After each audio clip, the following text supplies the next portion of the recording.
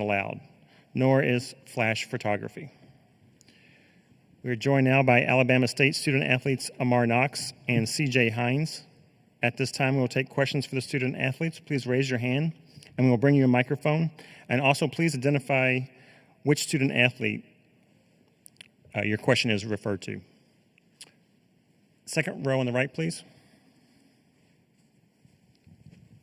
Teresa Walker from the Associated Press. Amar, have you all gotten any sleep at all, and how tough is it to come down from a moment like that and flip the switch knowing what's waiting?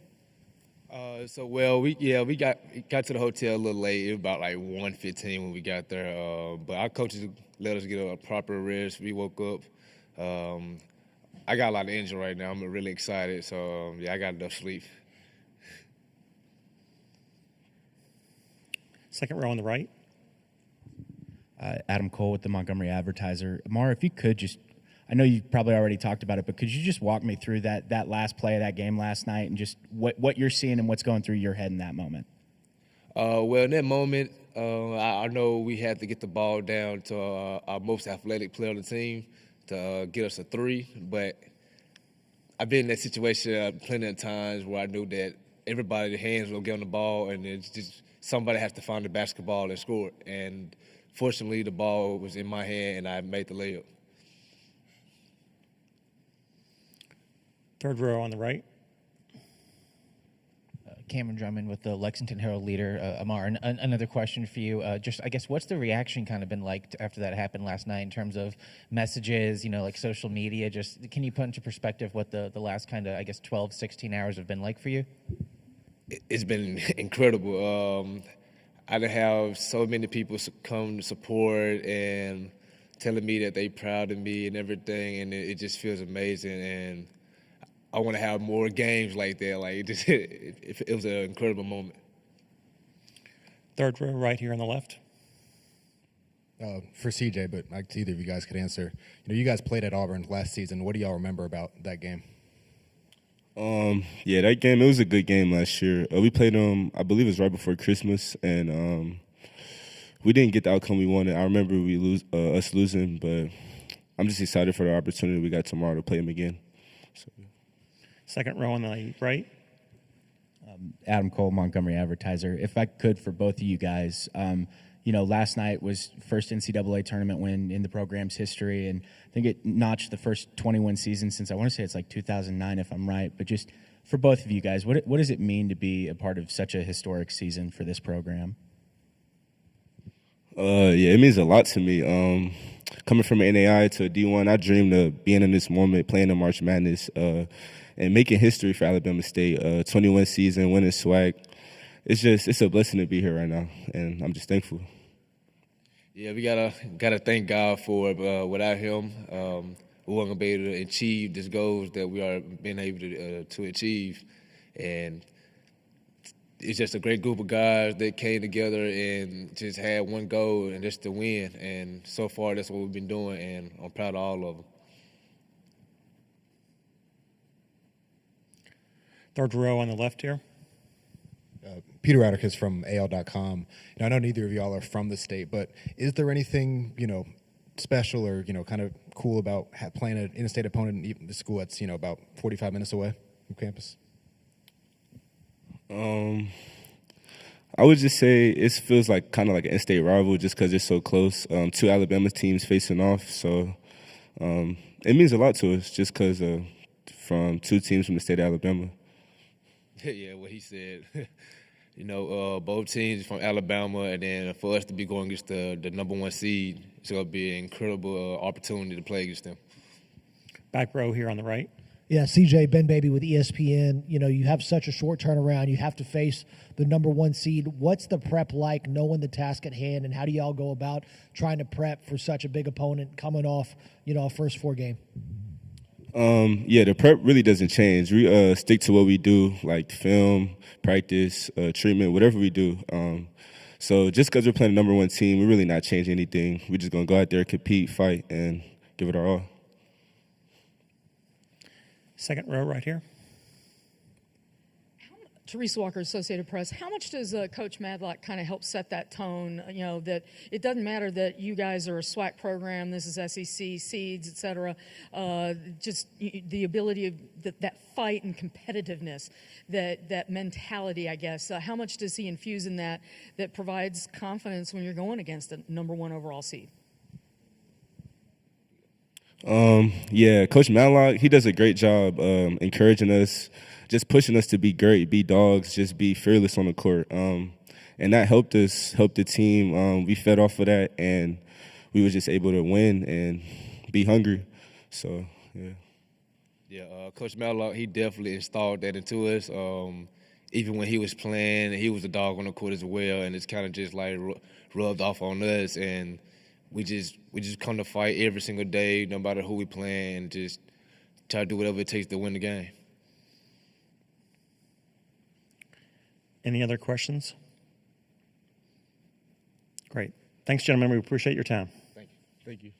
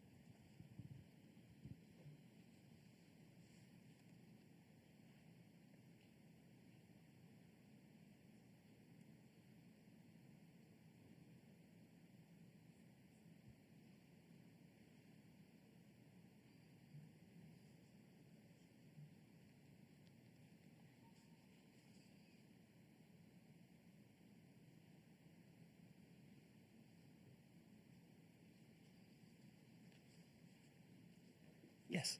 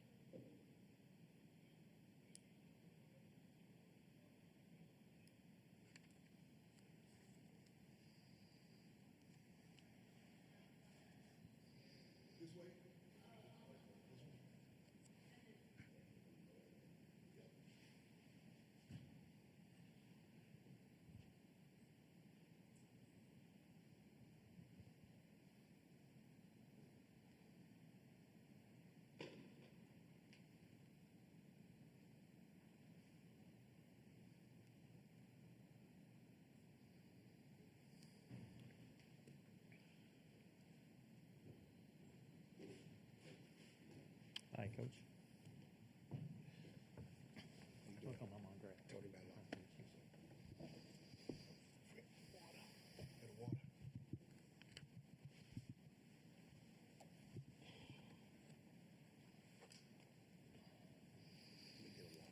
Okay.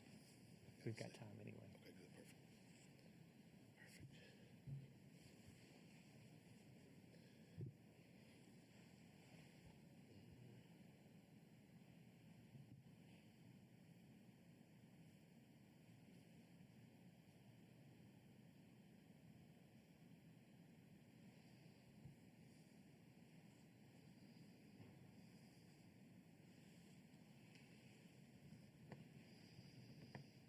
What time do you all get to town?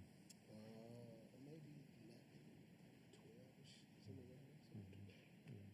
Not too bad. Just we haven't slept in. I can't remember last night. Can't remember. But we had that last game Saturday night. We had our conference championship game was 9:30 Eastern Saturday night. So you just imagine from there. Yes, how late it was. Yeah. We've just been moving and shaking since. So. That's crazy.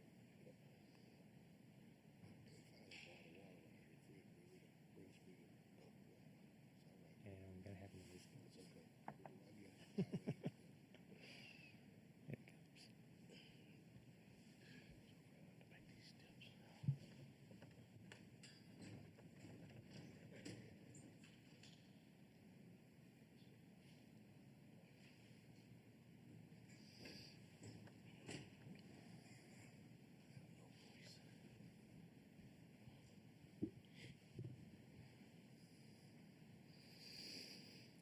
Okay, at this time, we want to welcome to Lexington, Alabama State head coach Tony Madlock. We appreciate your time, Coach, and ask you if you would please start us off with your opening comments as we approach tomorrow's game, and then we'll take some questions from the media. Okay, thank you guys for having me. First of all, just want to thank everybody, and it was a great night last night.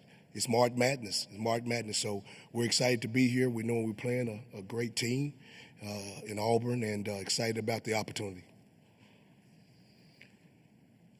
Questions, fourth row here on the left.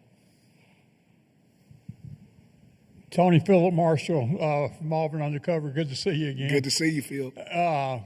Could you just talk some about your experience at Auburn, coaching at Auburn, and does that add a little extra to this game? No, it doesn't have any extra, but it's going to be a lot of fun. I had 4 great years at Auburn, great university, great city. My son, basically started his basketball there with the Auburn Raptors basketball program, the AAU program there. So we have a lot of friends still live in Auburn.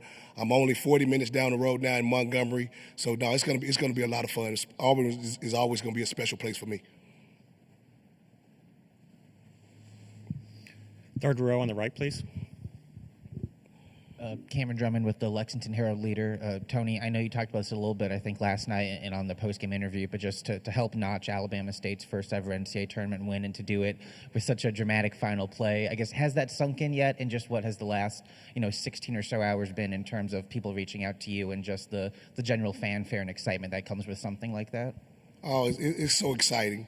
Everything that is done for the city of Montgomery, for Alabama State University, for HBCUs around the country. I mean, it's just everything that you want and even more. And, it's been a whirlwind. Hadn't had much sleep. We don't expect to get any sleep, because the early game tomorrow. But we're just excited about this opportunity and, again, for what it means for Alabama State University. Second row left. Teresa Walker with the Associated Press. Tony, does it help the fact that, some of the teams you've scheduled, you've played SEC programs and you played Auburn last year, those kind of things, does that help as you try to deal with the win last night, getting this turnaround quickly and refocusing on the task at hand? Yeah, I think it does. Because we have to play those money games early in the year, and all the HBCUs have to do them, we're used to playing high major teams. We've done it. Again, we played Auburn last year at their place, but it's a totally different year. And then this is a different environment, anytime, because last night, it just seems like in Dayton Arena last night that the lights were a lot brighter. You know, we've played all over the country this year. You know, we've played at high major programs, and just last night it seemed like those lights are a little brighter in the NCAA tournament. So, but our guys, again, we're just going to have fun with this. You know, we get to the dance. Hadn't been to the dance at Alabama State since 2011. We win a game, first time in school history. So we're just going to enjoy this moment. You know, nothing's going to dampen this moment for us. We're just going to have fun, enjoy it, and just fly around and have fun. Third row right here on the left. Peter Rodriguez from AL.com. You know, you mentioned playing at Auburn last season. You know, a lot of the same players from that team or on this team. You know, what do you remember about that game and how Auburn played? Really good game. I actually watched that game this morning early, so got a chance to kind of relive some of that. They're a really good team. Again, I think they're better this year than they were last year, but it's going to be a tough fought game. These guys are one of the best teams in the country. They play in the best basketball conference in the country, so we understand the task at hand. So, but again, like I've said a million times, and I'm going to continue to say it, we're excited about this opportunity. Any other questions? Here in the third row on the right. Cameron Drummond again from Lexington Herald Leader. Tony, I know you've mentioned a couple times like how good of a team Auburn is. Obviously, they're the top overall seed for a reason. Yeah. But just how did you guys approach scouting this game? Obviously, you knew if you beat St. Francis, this would be the game you're put in. Just, I guess, how did that work from a planning standpoint and things that jump off the page? I'm sure a lot of things do about Auburn and the task at hand. Yeah, everything jumps off the page. Again, I'm one of those coaches, I'd never look ahead. So now I have assistant coaches who have started working on Auburn, but I don't look ahead until after until the game is finished that we played. So last night we watched a little bit late. Then me and my staff watched some this morning, and so we had film with my guys this morning already. We'll do this shoot around here. We got another walkthrough practice off site, and we'll be ready for tomorrow. Third row right here on the left. Peter Rodriguez again, Mail.com. You know, having an in-state matchup like this, where you mentioned it, only two schools only about 45 minutes away from each other. What does that mean for basketball in the state, especially with I think it's 4 teams total from the state in the tournament this year? It means a lot. It means a lot for the state of Alabama. Again, that you represent the NCAA tournament with some really good schools, and then again, a lot of things that people don't know they're going to hear about at HBCU. That normally would not know about Alabama State University. It's been all over the media, and so that is the type of things that we like to be heard about our university, all positive things. So we're really excited about that. Any other questions? Fourth row on the left. Tony, was that pass set up for several people to touch it before it went right to your guy? No, but again, we do a lot of situational basketball, and I've talked about this with all the media, is that every game day we spend 12 to 15 minutes on situational stuff. 9 seconds to go in the game, 1 second, 3 seconds. And what's crazy is when they put that additional, I think it was 3.4 or something, whatever it was, because originally it was 2 something. And when it got to 3 seconds, I said to our guys, this is perfect because this is the exact time we do this action every game day. So it ended well because, of course, the shot went in. But the thing that really worked on that, the pass was perfect. The pass was perfect. So, so it's something that we work on all the time. Fourth row on the right. Hey, Tony, Ben Baby with ESPN. Question, there's been some conversation about whether conference winners should have to play in a first 4 game if that shouldn't be reserved for maybe a team who gets an at-large bid. What are your thoughts on potentially reworking that? I know that expansion might occur, but as the current system stands, about a conference winner having to play in a first 4 game and then turn around and play in a round of 64 game. No, I'm perfect with how it worked out. So yeah, anytime that you can continue to play and win a basketball game at this stage, I'm all for it. I'm all for it because again, what it did for Alabama State University last night, you can't. We were the first game, all eyes were on us. We were excited to be there, and so no, it fell in line. So no, I love it like it is. But again, I'm gonna be biased. Anything else? Great, Coach. We appreciate your time. Thanks so much. Thank you, guys. Phil, what's going on? Man, it's all good, man. Good to see you.